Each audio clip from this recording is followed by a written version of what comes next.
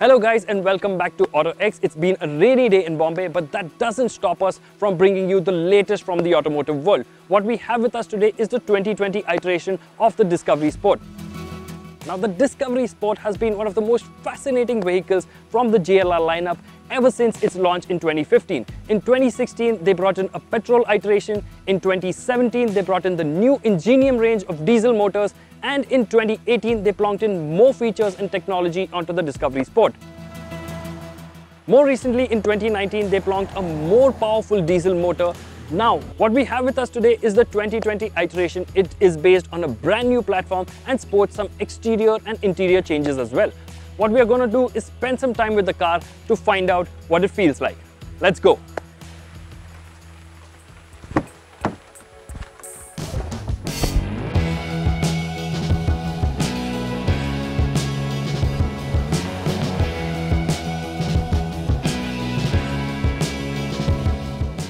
The Discovery Sport's exterior design has been redone and it now looks akin to the larger Discovery, and that becomes noticeable especially at the front. The bumper now sports a relatively uncluttered and elegant design with sleek fog lamps positioned under the air vents. The headlights are now sleeker, and although the old DRLs had become a Discovery Sport signature, I quite like these reprofiled ones. Around the back, the Discovery Sport continues with the same design cues as the 2019 model, with the exception of the LED taillights. Our test car was the base S trim with the silver accent and alloy wheels. In the fully loaded R Dynamic trim, these bits are replaced by gloss black panels, and that adds to the overall sportiness of the design. After nearly half a decade, JLR has finally given the Discovery Sport's interior an update. The cabin now feels noticeably more sumptuous and up-to-date. The outline of the dash remains largely unchanged, and it continues to use soft-touch materials all around. The slender touches of wood add a sense of richness to the interior. The Discovery Sport now gets a larger 10.25-inch touchscreen head unit with the Touch Pro system that we have experienced in other JLR cars as well. The automatic climate control and the terrain response system primarily continue with the traditional knobs. JLR has ditched the old rotary gear knob in favor of a traditional stick on this one, and that to me is a welcome change. The steering wheel is new for this disco, but it is the same style as the other cars from the brand. The S trim comes fitted with a weird semi-digital instrument cluster, and I say that because strangely, even the speedo and the tacho are part digital and part analog. Everything else about the cabin is largely familiar. The seats are comfortable and have good under-thigh support as well, and the cabin has a lot of storage spaces too. The Discovery Sport continues to be offered in the 7-seat layout, but like before, the third row of seats are low and don't quite have enough legroom either. You'd best keep them folded to get the extra boot space instead.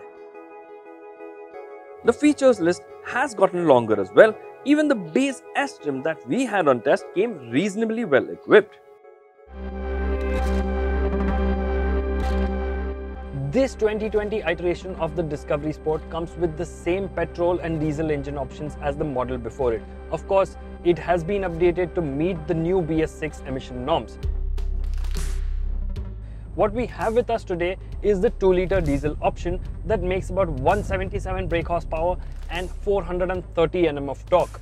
The engine is strong in its mid-range. There is ample of power. You would want to keep it in its mid-range, especially on the highways, because lower down in the rev range, there is a slight bit of delay in terms of the way the engine delivers this power, and that is something that requires you to plan your overtaking maneuvers. And that is down to the way the transmission performs mainly. The 9-speed automatic transmission, although smooth, isn't the quickest to respond to inputs. So whether you leave the transmission to do its thing or even when you use the pedals, there is a slight bit of delay in from the time when you make the shift to when it's actually executed, and that is somewhat what steals the fun away from the performance. Outright performance isn't something to write home about either, and the engine feels rather unexciting in its acceleration.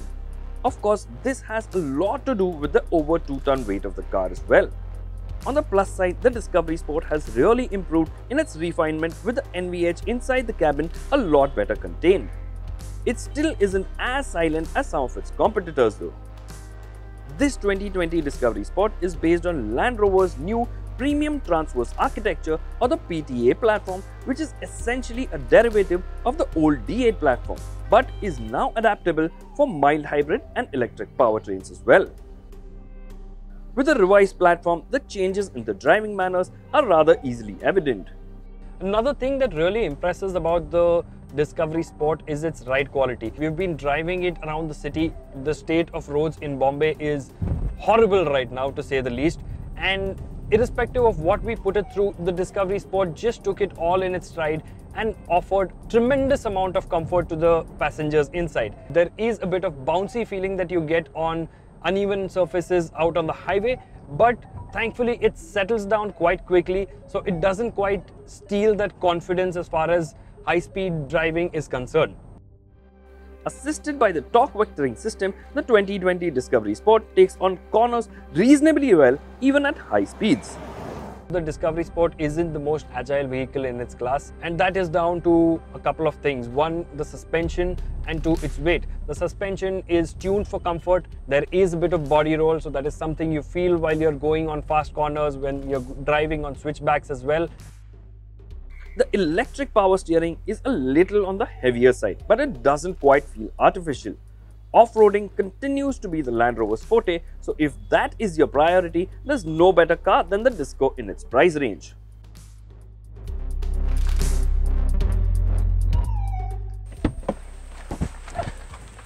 Jaguar Land Rover has done well to give the 2020 Discovery Sport updates in all the right areas. It gets mildly refreshed exterior design that brings it in line with the rest of the JLR lineup. It gets slightly different interiors as well that gives it a more upmarket feel, and although the one that we have on test today is the base S variant, the top-end R-Dynamic SE variant comes packed with a lot more features and tech as well.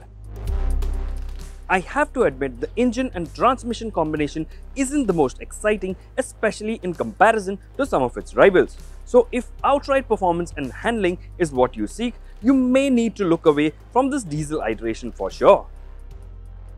But the Discovery Sport flaunts its superiority from where the tarmac ends. Off the road, it will go further than any other SUV in its class. And this 2020 iteration, just like its predecessor, offers a fantastic ride quality as well.